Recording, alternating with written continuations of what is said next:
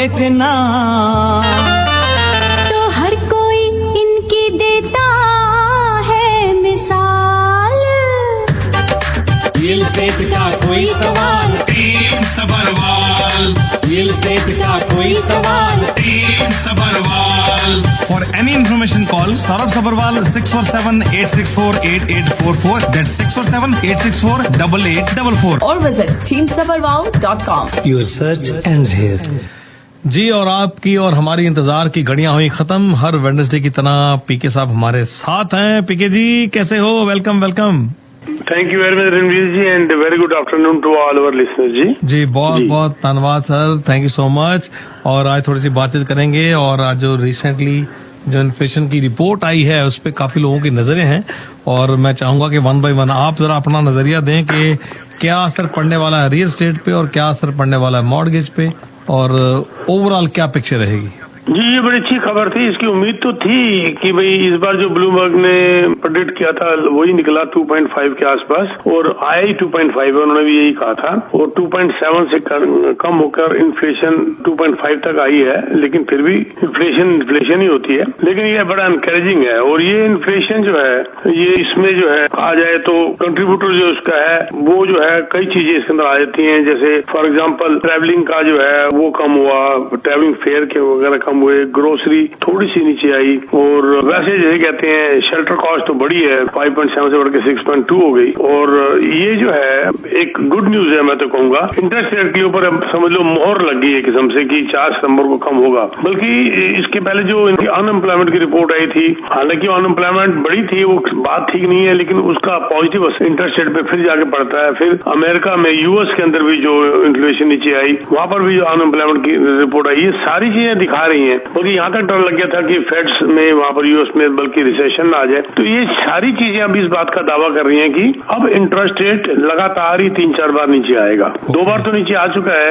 और अब उम्मीद ये बन चुकी है कि अब जो इंटरेस्ट रेट जो है 4 सितंबर को, फिर 23 अक्टूबर को, फिर 11 दिसंबर को, ये तीनों बार ही नीचे आएगा। 1-2 महानुभाव जो हमारे इकोनॉमिस्ट हैं उन्होंने तो यहाँ तक कह दिया कि ये एक बुरी खबर है, और इससे 50 बेसिस पॉइंट भी इनको इंटरेस्ट कम कर देना चाहिए 4 सितंबर को, जिसके हक में मैं नहीं हूँ और बाकी भी मेजोरिटी ऑफ द इकोनॉमिस्ट नहीं है इस हक में, क्योंकि जल्दी जल्दी नीचे करने से फिर प्रॉब्लम आ जाएगी। तो ये जो है 25 बेसिस पॉइंट आप 3 बार तो नहीं, मैं तो कहूंगा 4 बार ही मान के चलिए। जनवरी में भी एक बार नीचे आएगा। हालात देखो, एक और भी कारण है इसका कि अभी ये इन्फ्लेशन ऊपर जाता नजर नहीं आ रहा। क्यों नहीं नजर आ रहा? कि हमारा जो इन्फ्लेशन का निकालने का तरीका है ना, वो हमारा सिस्टम मॉडल जो है डिफरेंट है यूएस से और बाकी कुछ एडवांस कंट्री से। हमारा जो मॉडल है वो है circular inflation model. Circular inflation model के अंदर क्या होता है कि ये रेट डिसीजन जो हमारे होते हैं ये डायरेक्टली इम्पैक्ट करते हैं हमारी मॉर्गेजेस कॉस्ट ऑफ सर्विस का। यानी कि रणबीर जी बड़ी इंटरेस्टिंग बात है, ये मॉडल क्यों अपना रहे हैं ये लोग कि मॉर्गेज की पेमेंट ज्यादा हो रही है, उसकी वजह से इन्फ्लेशन बढ़ रहा है। जब इन्होंने इंटरेस्ट कम किया तो मॉर्गेज की सर्विस कॉस्ट कम हो रही है, तो अपने इन्फ्लेशन नीचे आएगा। तो इसको निकाल के नहीं देते बाहर इन्फ्लेशन से, मेरे हिसाब से तो जैसे यूएस में है। तो मेरे हिसाब से जब इंटरेस्ट नीचे आ रहा है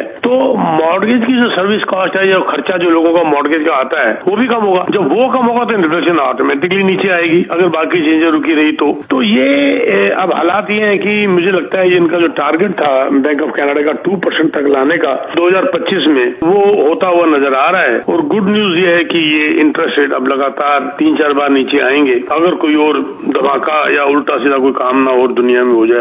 हालांकि हालात तो बुरे बन ही रहे हैं, वहाँ रशिया का पंगा पड़ा हुआ है, इधर गाजा, तो ये देखो अब आगे क्या होता है। लेकिन अब तक तो ये मेरे ख्याल से जो है वो ठीक है। देखो, और ये 39 ईयर का जो हाईएस्ट था मिडल ऑफ 2022 में 8.1%, और वो अब बैंक ऑफ कनाडा अपने टारगेट 2% की तरफ लेता हुआ जा रहा है। 2.5 तो हो ही गया। तो कहते हैं कहावत है ना, दिल्ली दूर नहीं, तो वो वाली बात है ये कि अब तो मुझे लग रहा है कि ये सब लोगों के ऊपर जो बोझ था वो कम होगा। हाँ, टेंटेटिवली लोगों का मानना तो यही है कि 1 साल के अंदर अंदर पोजीशन जो है वो रियल एस्टेट की डिफरेंट होगी। बिल्कुल डिफरेंट होगी जी। और मैं ये बार बार कहूंगा और कहता भी आ रहा हूँ कि जिन लोगों के पास इसको क्लोजिंग्स आ रही हैं और जिन लोगों ने जो लोग नहीं होल्ड कर पा रहे, इतना होल्ड किया है, वो अब होल्ड कर ले। 2 बार इंटरेस्ट रेट नीचे आ गया, अब और नीचे आ रहा है। तो अगर आपको आनाकानी क्या वर्ड जो होता है, जल्दबाजी में अगर आप उसको बेचेंगे तो आप गलती करेंगे। होल्ड कर लो। आपका अगर आप खरीद, ये तो टाइम वैसे देखा है तो खरीदने का है, लेकिन अगर आप नहीं खरीद सकते तो कम से कम होल्ड कर लो। और ये आपको सिनेरियो डिफरेंट नजर आएगा बहुत जल्दी, और होता हुआ नजर आ भी रहा है। अब देखो ना, अब अभी आज ही की सुबह की रिपोर्ट है 0.2% प्राइस बढ़ गए रियल एस्टेट के, हाँ। एक महीने के अंदर 0.2% बढ़े हैं ना। तो ये हालात नजर ऊपर से देख लो। एक और ये भी खबर जो है कि हाउसिंग स्टार्ट भी बढ़ गई, 15.7% हाउसिंग स्टार्ट बढ़ गई। अब इससे डेवलपर्स को भी हौसला मिला, इंटरेस्ट रेट कम आने का ये मिला, और प्लस ऊपर से जो बिलियंस ऑफ डॉलर के जो लोन्स और टैक्स ब्रेक्स वगैरह फेडरल गवर्नमेंट ने दिए हैं बिल्डर को, डेवलपर्स को, तो उसका भी फर्क पड़ा। यानी कि जब चीज शूट करती है तो अपने आप सारे काम होने शुरू हो जाते हैं। तो ये बुरा वक्त था, निकलना शुरू हो गया। होल्ड करिए एंड आप फिर कमाएंगे।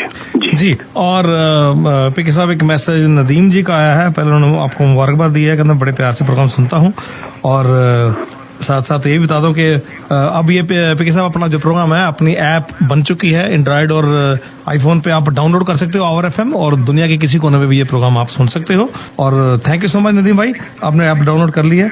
लेकिन पीके साहब, आपके लिए सवाल ये है, वो कहते हैं मेरे पड़ोसी हैं, मेरे दोस्त हैं, तो वो थोड़ा सा किसी मुश्किल में है, तो वो अपने प्रॉपर्टी बेचना चाहते हैं, सेमी डिटैच घर है, तो एवरेज वैसे उस मार्केट में 1.2 के लगे हुए हैं वैसे घर, लेकिन बिक नहीं रहे, और यदि मैं बाय करता हूँ तो आने वाले 2 साल में कुछ फायदा दे के जाएगा, वो लेना चाहिए कि नहीं लेना चाहिए? देखो, सिंपल सी बात है नदीम भाई, लगे हुए को मतलब ही नहीं उठता। लगे को अगला 2 मिलियन का लगा देगा, क्या समझ ये होगा 2 मिलियन का? देखो बिके कितने के हैं। हाँ, और वो भी जो बिके हैं वो प्राइस आज का प्राइस नहीं हो सकता। हो सकता 6 महीने पहले बिके हो सकता 3 महीने पहले बिके हों, और उसका मतलब ये नहीं कि वो ही प्राइस है। आज मार्केट क्या कहती है उस हिसाब से हम लोग कैलकुलेट कर लेते हैं, हमारे पास सारी फिगर होती है, उस हिसाब से प्राइस निकाला जाता है। तो ठीक है, अगर आप वो परेशानी में अगर आप ले लेते हो तो इसके 2 अच्छे काम हो जाएंगे, एक वो बच जाएंगे, दूसरा आप कमा लोगे।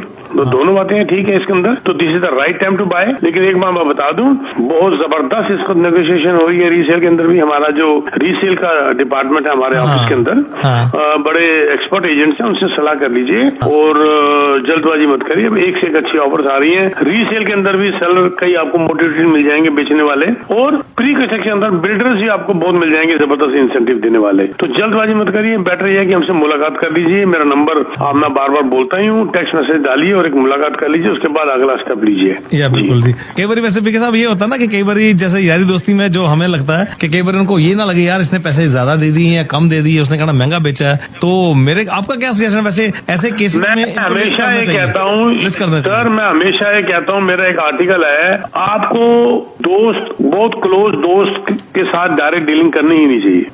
आपकी दोस्ती खराब हो जाएगी। करना है ना, बीच में मीडिएटर लाइए, आप डायरेक्ट मत करिए।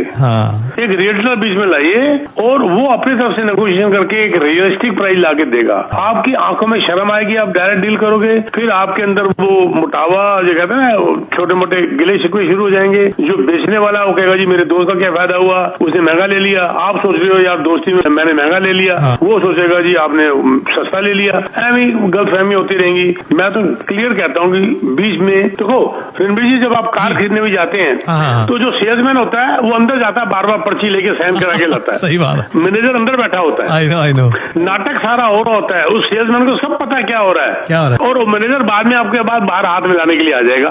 सारे नाटक हो रहे होते हैं ये, क्योंकि आप सीधी फेस टू फेस मिलोगे तो वीक पड़ जाओगे।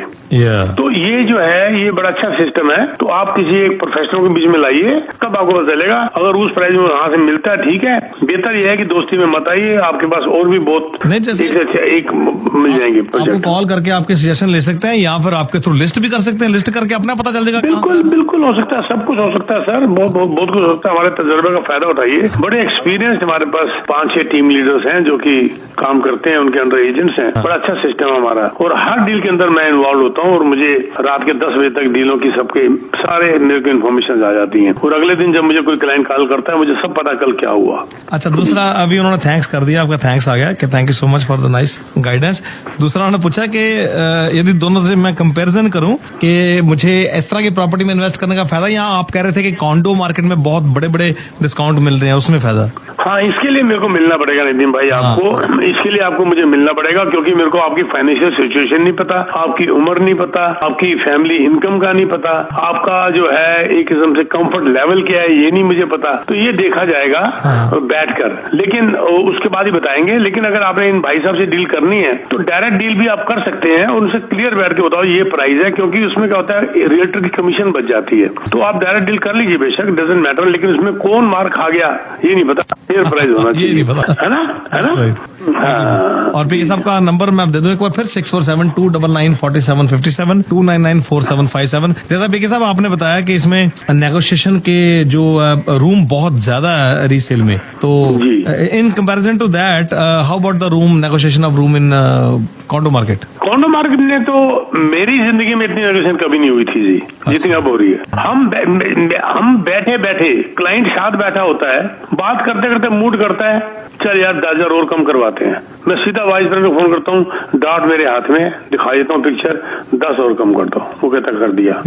तो मतलब ऐसे ऐसे होता है। मतलब 10,000 तो कुछ नहीं है, 2-2, 2.5, 3-3 लाख की इंसेंटिव देने के बाद भी, क्योंकि बिल्डर भी, ये सारे बिल्डर की बात नहीं कर रहा, सारे प्रोजेक्ट सेम बिल्डर के 3 प्रोजेक्ट में डिस्काउंट नहीं है, एक में है। किसमें है डिस्काउंट? जिसके अंदर उसका कोटा पूरा नहीं हुआ। सेल का कोटा जैसे 70% पूरा करना पड़ता है मोस्ट ऑफ द केसेस के अंदर, जब आपने बैंक से फंड जो है लोन लिया हुआ वो रिलीज कराने के लिए, तो हो सकता है 70% पूरा करने में उसके 15 कम रह गए हो। वो कहता है मारो गोली, कम 15 को हैवी डिस्काउंट देकर बेच के कंस्ट्रक्शन स्टार्ट करो, नहीं तो महंगा होता जा रहा है। तो इस किस्म की डील्स हमारे पास बहुत है, बहुत ज्यादा है, और हमें मिलो आपको दिखा देंगे कैसे हो रहा है, क्या डिस्काउंट हो रहा है। अलग अलग प्रोजेक्ट है, बिल्डर अलग अलग नहीं, मतलब सेम बिल्डर के 2 प्रोजेक्ट में है, 3 में नहीं है, 3 में है, 1 में नहीं है, तो ऐसे हो सकता है। अब हमें इसको मिलो, हमारे पास सारे डाटाज हैं, और कंफ्यूज मत हो। और छोटे से छोटे इन्वेस्टमेंट वाले और बड़ी से बड़ी इन्वेस्टमेंट वाले भी हैं, सारे हैं। रीसेल के अंदर भी हैं, प्लस लो राइज के अंदर भी है। बिल्डर की प्री कंस्ट्रक्शन जैसे ओकविल के अंदर बड़ा जबरदस्त चल रहा है। बिल्डर फंड ग्रुप क्लियर कह रहा है कि जी रीसेल से हमारे प्रोजेक्ट सस्ता है। अच्छा, 10% आपने पेमेंट करनी है 1 साल के अंदर, 2-2.5 साल के बाद आपकी उसकी ऑक्यूपेंसी है, क्लोजिंग है, और सिर्फ 10% देना है, और रीसेल से सस्ता है।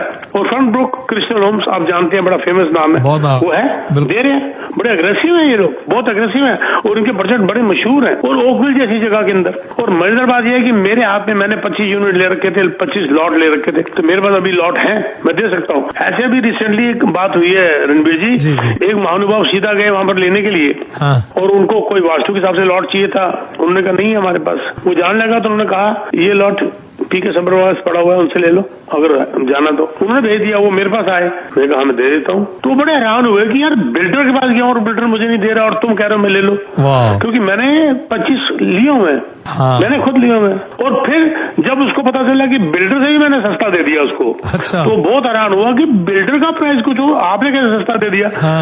समझाया कि हम बल्क बाइंग के अंदर डिस्काउंट कर लेते हैं, और डिस्काउंट आपको फॉरवर्ड कर देते हैं हम लोग। तो ये समझाया, कई लोगों को पता नहीं होता इस बात का, ठीक है ना। उसके अलावा एक और बात होती है रणबीर जी, कि उसके बाद की हमारी सर्विसेज सारी फ्री होती है ना, जिंदगी भर के लिए हम आपको सर्व करते रहते हैं। जब आप डायरेक्ट डेवलपर से लोगे, बिल्डर से लोगे, तो बस बात खत्म होगी उसके बाद। लेकिन अगर हमारे थ्रू लिया तो हम आपके साथ है ना आगे के लिए, हमेशा आपका इंटरेस्ट वॉच करने के लिए। हाँ, ये बहुत बड़ी बात है कि आप सारे क्लाइंट्स को रखते हो through out the life. It's not easy, कहना बड़ा आसान है, क्योंकि सब आ रहे हो आप पिछले कई सालों से मैं देख रहा हूँ कि सर्विसेज आप देते भी आ रहे हो, राइट, पिछले 19-20। सर हम अपने क्लाइंट्स को कई बार पता ही नहीं होता, उनको ईमेल हमारे असिस्टेंट की जाती है कि आपके फलानी प्रोजेक्ट के अंदर फलानी गिफ्ट थी, वो पड़ी हुई है, आपने ली नहीं। वो फोन करते हैं जी कौन सी गिफ्ट थी, हम कहते हैं जी आप भूल जाओगे, हमारे फाइल में सब लिखा हुआ है, आप आगे ले जाओ। और वो बिल्डर से आनी थी, बिल्डर से आई है, हमारे पास आई हुई है, ले जाओ। तो ये हमारा सिस्टम है। अगर आप कुछ भूल गए हैं, इसका मतलब ये नहीं है कि हम भी भूल गए, हमारे सिस्टम में है सब कुछ। अभी जब हमने हमने जो टूर किया था, जिसके अंदर हमने ऑफर की थी कि ये जो भी बाय करेगा उसकी फैमिली को मैक्सिको का ट्रिप 5 स्टार होटल का, 5 स्टार रिजॉर्ट का फ्री दिया जाएगा। अब हमने उस दिन 13 डील्स की थी एक दिन में, और उसमें कई लोग भूल गए। उनको बकायदा हमारे ऑफिस से मैसेज गया, सर आपका टूर है, आप बताइए कब जाना चाहते हो, हमारा फलाना ट्रैवल एजेंट है, उससे बात करिए, अपना टूर बनाइए, जाइए मौज करके आइए। ये थोड़ा ना कि एक बंदा अगर भूल गया तो हम कहे चलो हमारी लॉटरी खुल गई, $5,000 बच गए, $6,000 बच गए। नो, ऐसे नहीं होता। बिजनेस को बिजनेस के ढंग से किया जाता है। और एक बात और चलते तो मैं कहना चाहता हूँ रणबीर जी, अभी इस वक्त भी कुछ बायर्स रुके हुए हैं खरीदने के लिए, और ये अभी बड़ी एक रिपोर्ट ऐसी आई है कि वो क्या सोच रहे हैं कि इंटरेस्ट रेट कम होता जा रहा है, तो हम अपनी बाइंग की क्राइटेरिया को थोड़ा चेंज कर दें। जैसे फॉर एग्जांपल कोई कॉन्डो के लिए खरीदने के लायक था, उसने कहा इंटरेस्ट रेट तो कम हो रहे हैं, चलो छोड़ो, अब स्टैक कॉन्डो लेते हैं और 2-4 महीने रुक जाते हैं। या किसी ने स्टैक कॉन्डो लेना था तो वो कह रहा है चलो उसको अब रेगुलर स्टैंडर्ड टाउन होम ले लेते हैं और 2-4 महीने रुक जाते हैं। या किसी ने टाउन होम लेना था तो वो कह रहे चलो अब सेमी ले लेंगे, 2-4 महीने और रुक जाते हैं। ये लालच खा जाएगी, आपको नहीं लेने देगी। आप इस बात को भूल रहे हैं कि आप कम इंटरेस्टेड होने की तो इंतजार कर रहे हो, लेकिन ये भूल रहे हो कि प्राइस भी बढ़ने शुरू हो जाएंगे। तो बेटर यही है। और दूसरी बात यह है कि जो मैं हमेशा कहता हूं कि अपनी हिम्मत में रहो, अपनी कहते हैं ना, चादर ज्यादा पैर मत फैलाओ। वही हाल ना हो जाए जब पहले लोगों ने किया था, कि उन्होंने किया था कि अपनी हिम्मत से बड़े बड़े ले लिए। अरे $2,000 महीने के अंदर किस्तों के अंदर पहले सेमी आता था, अभी डिटैच आ रहा है, हम डिटैच ले लेते हैं। उनको मना किया था हिम्मत से ज्यादा मत जाओ, क्योंकि जब इंटरेस्ट बढ़ेंगे तो कहां से दोगे।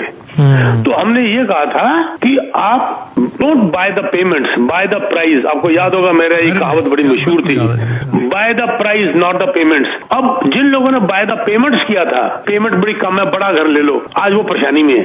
Majority of those are in the trouble, क्योंकि वो कीमत भी नहीं बढ़ी फिर आगे घर की, फिर नीचे आ गई। तो अपनी हिम्मत में अगर आपको सस्ता मिल रहा है, इंटरेस्ट कम हो रहा है, तो घर उतना ही लो और उस एक्स्ट्रा पैसे को बचाओ फॉर ए रेनी डे। कल को फिर बुरा वक्त आ सकता है। ये सलाह है, मिले मेरे को, आके बैठें, बात करें, डिस्कस करें, तो आपको समझ आएगा कि आगे क्या प्लान करना है। अदरवाइज जल्दबाजी में तो गलतियां कर ही सकते हैं आप।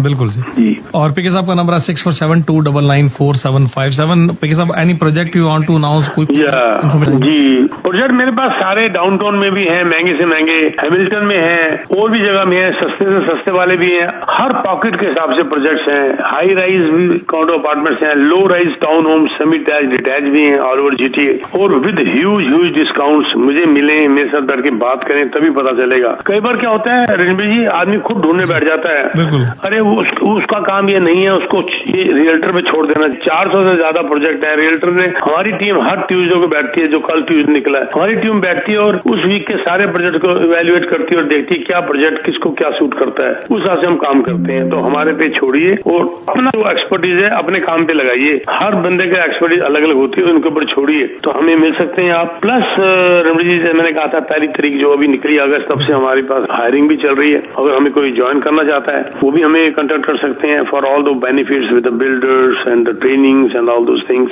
647-299-4757। I repeat 647-299-4757। Thank you very much Ranbir ji. Thank you ji. Next week फिर मुलाकात होगी इसी टाइम पे। Wish you all the best. Thank you ji. Thank you ji.